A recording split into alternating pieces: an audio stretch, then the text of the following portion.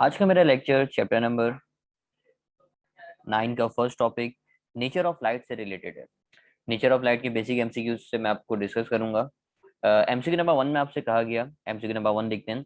Reflection and refraction of light can be explain on the basis of.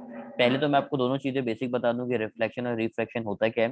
बेटा reflection होता है आपका light का टकरा के कहीं से वापसी आ जाना। लेट सपोज मेरे पास ये एक मिरर है, ये मिरर, इस मिरर के ऊपर बेटा मैंने लाइट को इंसिडेंट किया, लाइट गई, टकराई, टकरा के वापसी आ गई। इस चीज को आप बोलते हैं रिफ्लेक्शन। जबकि दूसरी जो चीज है मेरे पास वो लिखा हुआ है रिफ्रैक्शन। रिफ्रैक्शन क्या होता है, रिफ्रैक्शन भी मैं आपको बताऊं। रिफ्लेक्शन होता है, लेट्स सपोज मेरे पास एक ग्लास स्लैब है,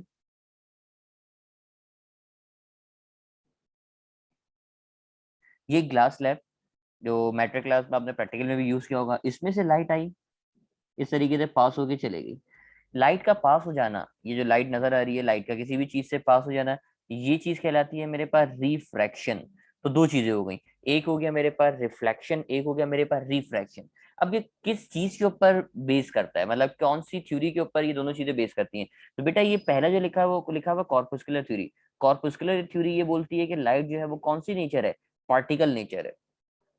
जबकि वेव थ्योरी ये बोलती है कि आपके पास जो वेव है बेटा वो कौन सी नेचर है, वेव नेचर है। अब देखो पार्टिकल नेचर हो जब भी रिफ्लेक्शन होगी, जैसे लेट सपोज मेरे पास एक बॉल है, इस बॉल को अगर आप किसी बॉल पे स्ट्राइक करोगे तो बॉल टकराएगी, टकरा के वापसी आ जाएगी। यानी रिफ्लेक्शन तो पार्टिकल में भी हो सकती है और वेव में भी हो सकती है। जबकि रिफ्रैक्शन, आपने कोई चीज है, बॉल है, बॉल को वाटर में फेंका, बॉल वाटर में से पास होके चली गई, तो इसका मतलब जैसे पार्टिकल उसमें से मीडियम में से पास होता है, हो सकता है, यानी पार्टिकल में रिफ्रैक्शन होती है, ऐसी वेव में भी रिफ्रैक्शन होती है। इसका मतलब ये है कि करेक्ट जवाब इस एमसीक्यू का जो होगा वो है बेटा ऑप्शन नंबर सी, यानी रिफ्लेक्शन और रिफ्रैक्शन दोनों के दोनों कॉर्पस्कुलर थ्योरी और वेव थ्योरी दोनों के अंदर पॉसिबल है।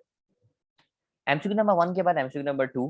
एमसीक्यू नंबर 2 में कहा गया experimentally demonstration of wave nature of light was provided by. बेटा वेव थ्योरी ऑफ नेचर जिसने बताई, जिसने वेव थ्योरी दी, उसका नाम तो बेटा था आपके पास हाइजिन, हाइजिन वेव थ्योरी। लेकिन इसको जो प्रूव किया गया वो थॉमस यंग ने किया, जो आपने पढ़ा भी है।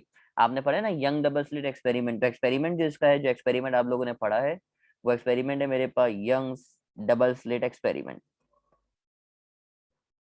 इसी की बेस पे आपने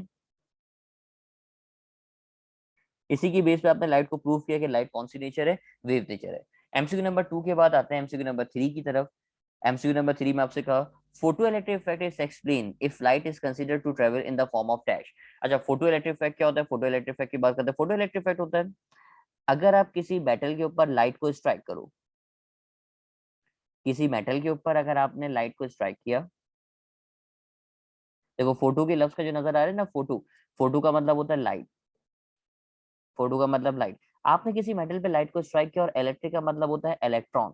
आपने किसी मेटल पे लाइट को स्ट्राइक किया और वहां से अगर इलेक्ट्रॉन निकल जाए तो ये कहलाता है मेरे पास फोटो इलेक्ट्रिक इफेक्ट, यानी यहाँ से इलेक्ट्रॉन निकल के जा रहे हैं, तो ये फोटो इलेक्ट्रिक इफेक्ट है। आपका जो फोटो इलेक्ट्रिक इफेक्ट है बेटा, ये प्रूव होता है, इसको कंसिडर किया जाता है कि अगर लाइट जो ट्रेवल करे इन द फॉर्म ऑफ पार्टिकल। अच्छा, अब आप बोलेंगे सर अगर वेव होती तो किस एक्सपेरिमेंट से प्रूव करेंगे। तो वेव के लिए मैंने आपको ऑलरेडी बताया ना, वेव के लिए जो प्रूव किया गया वो young double slit experiment, young double slit experiment जो थॉमस यंग ने प्रूव किया। और जबकि पार्टिकल नेचर के लिए मैंने आपको बताया कौन सा effect, photo electric effect. MCQ number 3 के बाद MCQ number 4। Which of the following phenomena can not be explain on particle on wave nature of light. मतलब इनमें से क्या चीज एक्सप्लेन नहीं हो सकती on particle nature of light पे। तो अब पार्टिकल नेचर ऑफ लाइट जो है, तो अब सवाल में क्लियरली कहा गया कि भाई कौन सी चीज को आप पार्टिकल नेचर ऑफ लाइट पे डिफाइन की वजह से डिफाइन नहीं कर सकते।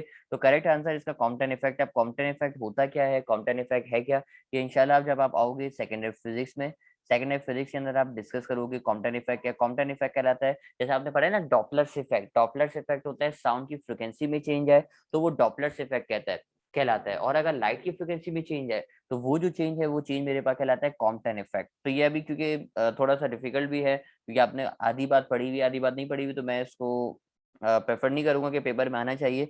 लेकिन अब एमसीक्यू यहाँ पे शामिल था तो मैंने आपसे डिस्कस कर लिया। एमसीक्यू नंबर 4 के बाद एमसीक्यू नंबर 5। अच्छा, एमसीक्यू नंबर 5 से मुझे ऐसा लग रहा है एमसीक्यू नंबर 4 में ये मिस्टेक है जो मैंने डिस्कस किया अभी आपसे। Can not be explain on particle की भी बात कर रहा है और वो वेव की भी बात कर रहा है। मेरे ख्याल में एमसीक्यू ऐसा होना चाहिए on particle and wave nature, यानी पार्टिकल नेचर भी और वेव नेचर भी। तो पार्टिकल और वेव नेचर बेटा कॉम्पटन इफेक्ट जो है वो डुअल नेचर को प्रूव करता है। यानी कॉम्पटन इफेक्ट की अगर बात की जाए तो कॉम्पटन इफेक्ट ड्यूअल नेचर को प्रूव करता है। कोई अगर एमसीक्यू में बोले ना ड्यूअल नेचर को कैसे प्रूव किया गया, तो डुअल नेचर को प्रूव किया गया कॉम्पटन इफेक्ट। क्योंकि एमसीक्यू में मुझे गलती लग रही थी, इसलिए मुझे शक हुआ, तो मैंने एमसीक्यू को दोबारा डिस्कस कर लिया कि ऑन पार्टिकल नेचर और वेव नेचर की अगर बात करेगा तो वो कॉम्पटन इफेक्ट कहलाएगा। जबकि एमसीक्यू नंबर 5 में आपसे क्या कह रहा है, एमसीक्यू नंबर 5 में आपसे कहा विच of the following phenomena can not be explain, इसमें से कौन से फिनोमिना को आप एक्सप्लेन नहीं कर सकते ऑन पार्टिकल नेचर। मतलब पार्टिकल नेचर पे किसको डिफाइन नहीं कर सकते, तो आप बोलेंगे सर पार्टिकल नेचर पे फोटो इलेक्ट्रिक इफेक्ट तो हो सकता है। अच्छा, पेयर कंडक्शन नहीं है, ये पेयर प्रोडक्शन होता है। ये भी सेकेंड ईयर फिजिक्स का टॉपिक है, ये भी आप सेकेंड ईयर फिजिक्स में डिस्कस करेंगे। पेयर प्रोडक्शन भी हो सकता है। कॉम्पटन इफेक्ट में क्योंकि डुअल नेचर है, कॉम्पटन इफेक्ट अभी ऊपर बताया ना, कॉम्पटन इफेक्ट में डुअल नेचर होती है। डुअल का मतलब पार्टिकल भी होगा और डुअल नेचर का मतलब वेव भी होगा।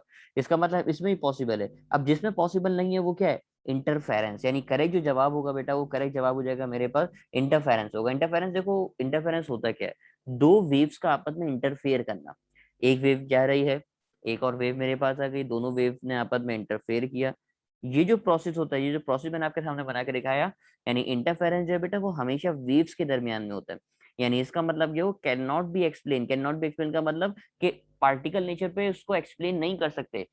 और वो जो आंसर है वो क्या है, इंटरफेरेंस। यानी इंटरफेरेंस को अगर आप एक्सप्लेन कर सकते हो तो वो वेव नेचर की बेस पर है। एमसीक्यू नंबर 5 के बाद एमसीक्यू नंबर 6 एमसीक्यू नंबर 6 में कहा the wave nature of light was proposed by, wave nature of light को प्रपोज जिसने किया उसका नाम है हाइजिन, जबकि जिसने एक्सपेरिमेंटली प्रूव किया उसका नाम था Thomas young. MCQ number 7, MCQ number 7 में आपसे कहा modern view about nature of light. बेटा मॉडर्न व्यू ये है कि वेव भी होती है, लाइट पार्टिकल भी होती है, यानी बोथ ए एंड बी कहलाता है। यानी मॉडर्न व्यू जो है वो बोथ ए एंड बी का है। एमसीक्यू नंबर 7 के बाद एमसीक्यू नंबर 8 का the real mass of photon is dash. Photon का जो रियल मास, अच्छा फोटोन क्या कहलाता है, देखो फोटोन का लफ्ज आया है फोटो से, और फोटो का मतलब होता है लाइट।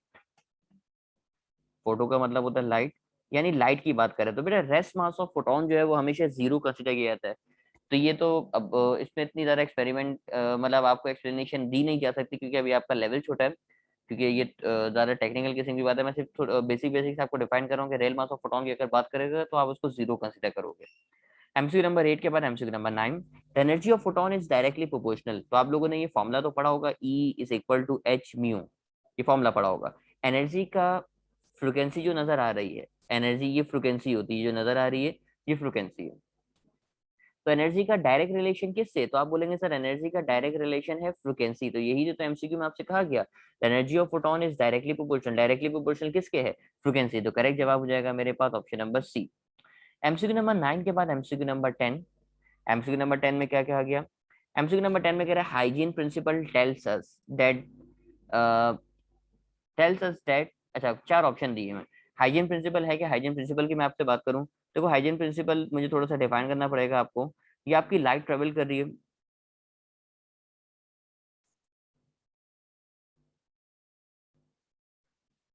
आपकी जो लाइट ट्रेवल कर रही होती है, लाइट जो ट्रेवल कर रही है बेटा, लाइट का वेव फ्रंट क्या कहलाता है। अब उसने कुछ बातें मैं आपको बताऊं। एक लफ्ज यहाँ पे नजर आ रहा है वो है वेव फ्रंट। वेव फ्रंट क्या होता है, आपकी लाइट देखो बेटा जैसे जैसे आगे की तरफ जाती जा रही है, आगे की तरफ ट्रेवल कर रही है, तो लाइट जो है वो ज्यादातर इस तरीके से, अगर आप इसका एक पार्ट कंसिडर करो तो ये पार्ट आपको स्ट्रेट नजर आएगा। और जबकि अगर यही पार्ट आप यहाँ कंसिडर करोगे तो ये पार्ट आपको सर्कुलर नजर आएगा। तो ये इसका वेव फ्रंट कहलाता है। मैं बात को दोबारा समझाऊं, जरा एक दफा दोबारा देखिएगा मैं आपसे क्या बात कर रहा था। देखो लाइट आपकी ट्रेवल कर रही है, लाइट का अगर आप एक हिस्सा कंसीडर करोगे, जब लाइट सोर्स के करीब है तो ये जो हिस्सा नजर आ रहा है ये कर्व नजर आ रहा है, यानी ये जो वेव फ्रंट नजर आ रहा है ये सर्कुलर वेव फ्रंट है। ये कहलाएगा मेरे पास सर्कुलर वेव फ्रंट।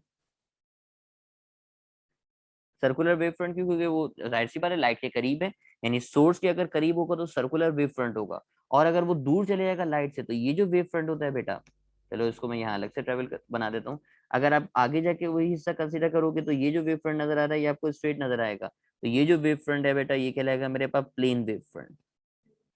तो वेव फ्रंट मेरे पास पहले तो दो किस्म के, हाइजीन ने पहले यही बात बताई कि आपके पास वेव फ्रंट दो किस्म के होते हैं, एक कहलाता है सर्कुलर वेव फ्रंट, एक कहलाता है मेरे पास plane wave front. Circular wave front कब होगा, जब आप लाइट से करीब होगे तो सर्कुलर वेव फ्रंट होगा, और जब लाइट से दूर चले जाओगे तो वो कहलाएगा मेरे पास प्लेन वेव फ्रंट। अच्छा, अब आपके पास बेटा ये मैंने वेव फ्रंट की तो बात करी, वेव फ्रंट की बात करने के बाद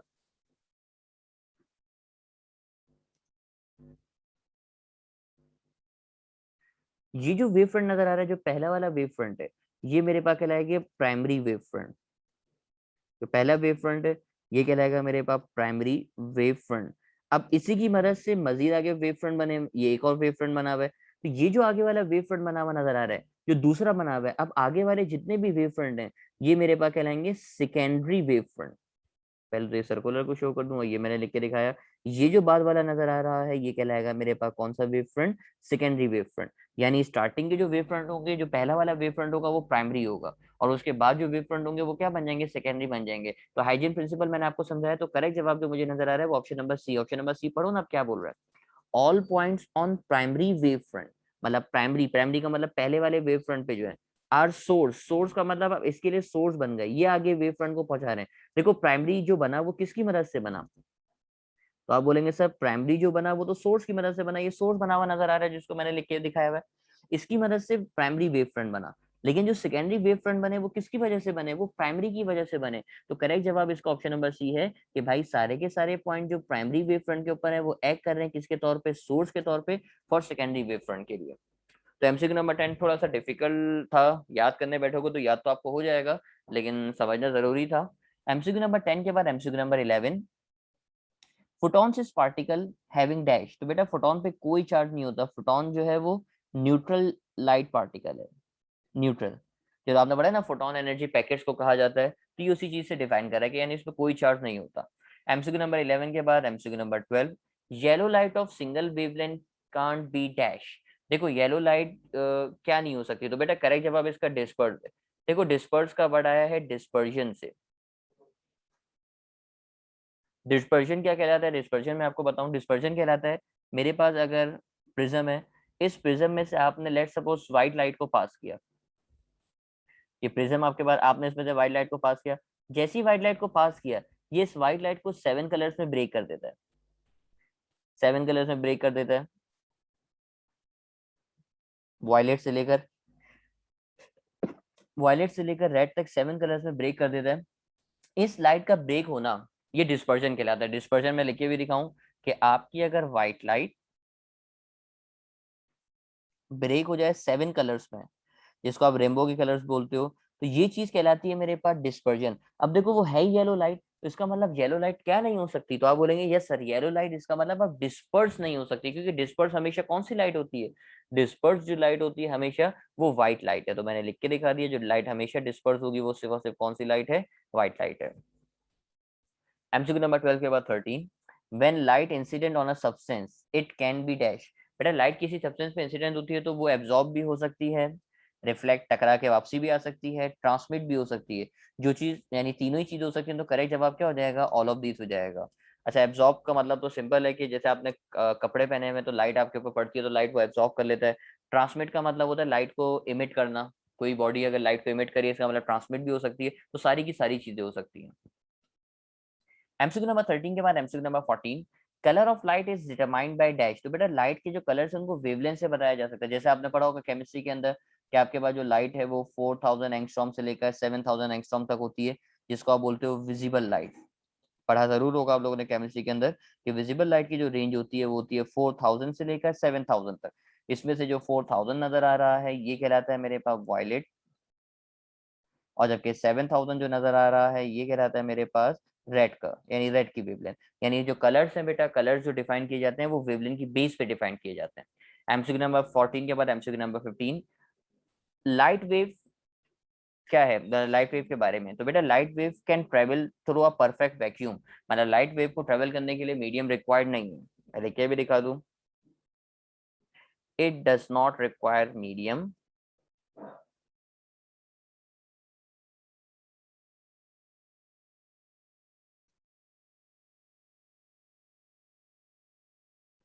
It does not require medium for propagation. MCQ number 15 के बाद MCQ number 16, who propose electromagnetic theory. तो बेटा इलेक्ट्रोमैग्नेटिक थ्योरी जिसने डिफाइन करी उसका नाम है बेटा मैक्सवेल। मैक्सवेल ने क्या डिफाइन किया? मैक्सवेल ने अब एमसीक्यू नंबर 17 में बोल रहा है, according to Maxwell theory light travel in the form of electromagnetic wave. जो लाइट ट्रेवल करती है वो in the form of electromagnetic wave है। एमसीक्यू यही एमसीक्यू नंबर इसी से रिलेटेड एमसीक्यू नंबर 18 है। Maxwell based his theory of electromagnetic waves on the hypothesis that a changing electric field gives rise to magnetic field। अच्छा, अब ये Maxwell की theory को डिफाइन कर रहा है। क्या डिफाइन कर रहा है? कि अगर आप इलेक्ट्रिक फील्ड को चेंज करोगे,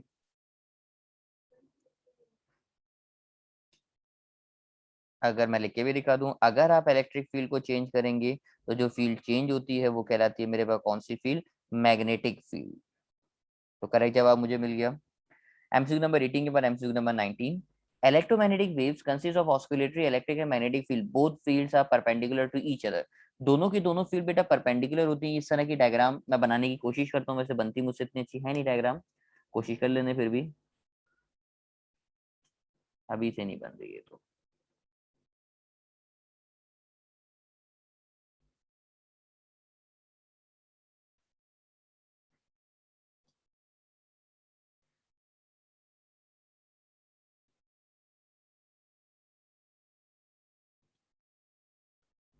बेटा आपके पास दो तरह की फील्ड्स होती है, मैंने कोशिश तो करी बनाने की फील्ड्स को। ये जो नजर आ रही है रेड कलर से ये इलेक्ट्रिक फील्ड होती है, लेकिन इतनी अच्छी समझ में आ नहीं रही होगी ये।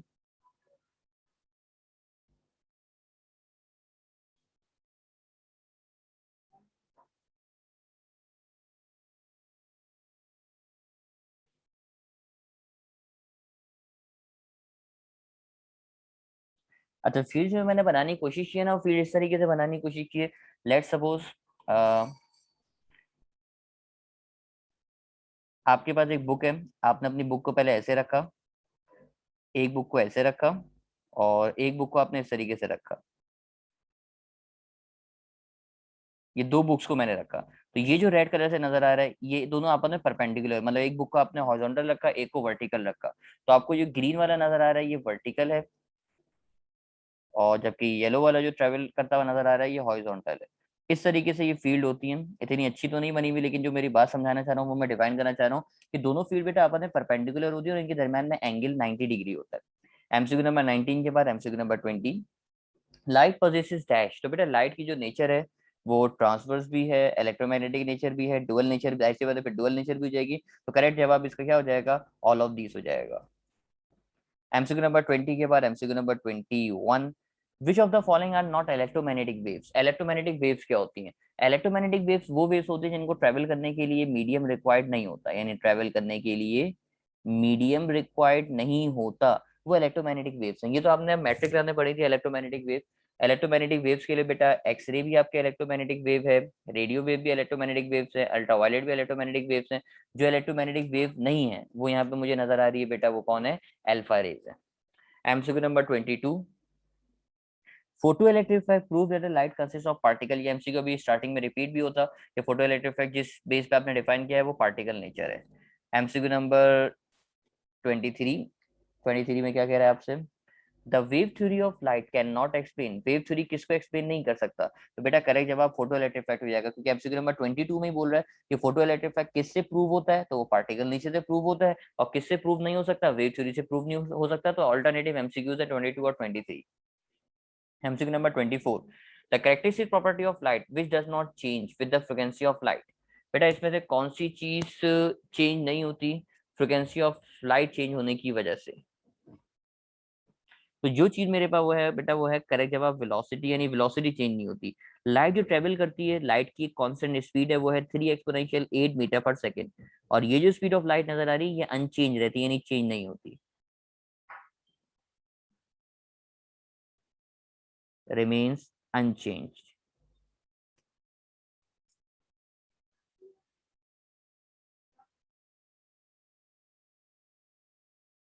remains unchanged। एमसीक्यू नंबर 24 के बाद 25 नजर आ रहा है मुझे। MCQ number 25, a monochromatic beam of light is entering from one medium into another, the property which remains unchanged is dash। बेटा मोनोक्रोमेटिक लाइट अगर एक मीडियम से दूसरे मीडियम में जाए, मीडियम चेंज होने का मतलब क्या है, लेट सपोज यहाँ पे एयर है और यहाँ पे वाटर है, आपकी लाइट ट्रेवल करते हुए जा रही है, वाटर के अंदर पहुंचे इस तरीके से बैंड हो जाएगी। अब जो चीज लाइट की चेंज नहीं होती वो आपको हमेशा के लिए याद रखना है, वो चीज है मेरे पास फ्रिक्वेंसी, यानी लाइट की। एमसीक्यू नंबर 26 के बाद आता है एमसीक्यू नंबर 25 के बाद एमसीक्यू नंबर 26 पे आते हैं। एमसीक्यू नंबर 26 में कहा the property of light which the property of light that leads to the phenomena of colour is there. बेटा कलर जिस बेसिस जिस मतलब जिस चीज पर बेस करके आप उसको स्टडी करते हो वो वेवलेंथ है। मैंने अभी ऊपर एमसीक्यू एक्सप्लेन भी किया था, इसी तरह का एमसीक्यू भी दोबारा रिपीट हुआ है कि आपकी वेवलेंथ जो है बेटा वो चेंज होती है, वेवलेंथ जो है वो चेंज होती है 4000 से 7000 तक लाइट की, जैसे मैंने रेंज लिखी हुई है। तो करेक्ट जवाब बेटा इसका वेवलेंथ हो जाएगा। एमसीक्यू नंबर 27 पे आते हैं। In the complete electromagnetic spectrum which of the following has least frequency, इसमें से सबसे कम फ्रीक्वेंसी किसकी होती है। बेटा मैं इसको अगर लाइन से लिख के दिखाऊं तो सबसे कम जो फ्रीक्वेंसी होती है वो इंफ्रारेड की होती है। मैं लिख के दिखाऊं, लाइन से लिख देता हूँ फिर हम डिसाइड कर लेंगे। सबसे कम जो होती है वो इंफ्रारेड की होती है, उससे ज्यादा होती है विजिबल की, उससे ज्यादा होती है अल्ट्रावायलेट की, देन फिर आती है बेटा मेरे पास एक्स रेज, और लास्ट में आ जाती है मेरे पास गामा रेज। अगर आपसे बोले भी ना सबसे ज्यादा फ्रिक्वेंसी किसकी होती है, तो मैंने सबसे कम का पूछा है ना कि विच of the following has least, सबसे कम, तो सबसे कम जो फ्रिक्वेंसी होती है वो इंफ्रारेड की होती है। और सबसे ज्यादा की तरफ जाओ तो सबसे ज्यादा का भी आप निकाल सकते हो। एमसीक्यू नंबर 28 देखते हैं। इफ प्लैंक्स कांस्टेंट मतलब एच की वैल्यू दे रहा है, what energy is associated with the light with a wavelength of 160 nanometre. Wavelength का मतलब लैम्डा आपको दे रहा है 160 नैनोमीटर। नैनोमीटर को कन्वर्ट करोगे तो आंसर आ जाएगा, नैनो हटा के लगाओगे 10⁻⁻⁹ और ये मीटर के अंदर कन्वर्ट हो जाएगा। आपसे उसने मांगा है एनर्जी, तो एनर्जी का फॉर्मूला होता है E is equal to H mu, mu frequency कहला रही है। ये म्यू नजर आ रहा है, म्यू फ्रिक्वेंसी है। फ्रिक्वेंसी का फॉर्मूला बेटा, फ्रिक्वेंसी का फॉर्मूला मैं आपको बताऊं, ये लिखा हुआ E is equal to H mu. Frequency का फॉर्मूला होता है C अपॉन लैम्डा। ये एनर्जी का फॉर्मूला बनता है एच सी अपॉन लैम्डा। आप सबकी वैल्यूज को रखोगे, एच की जगह पे आएगा 6.63 एक्सपोनेंशियल माइनस 34। सी मेरे पास स्पीड ऑफ लाइट कहलाता है, स्पीड ऑफ लाइट की वैल्यू होती है 3 एक्सपोनेंशियल 8, जो मैंने आपको भी ऊपर भी बताई थी। और नीचे लिखा हुआ लैम्डा, तो लैम्डा की जगह पे आ जाएगा 160 एक्सपोनेंशियल माइनस 9। इसको सॉल्व करोगे तो मेरे ख्याल में आंसर आएगा ऑप्शन नंबर, चेक कर लेते हैं एक minute. MCQ option number A इसका करेक्ट जवाब आएगा, यानी 1.26 एक्सपोनेंशियल माइनस 18। एमसीक्यू नंबर 28 के बाद एमसीक्यू नंबर 29 की तरफ आते हैं। 29 30 लास्ट के 2 एमसीक्यूज हैं। 29 में क्या कह रहा है, monochromatic yellow light is unable to show.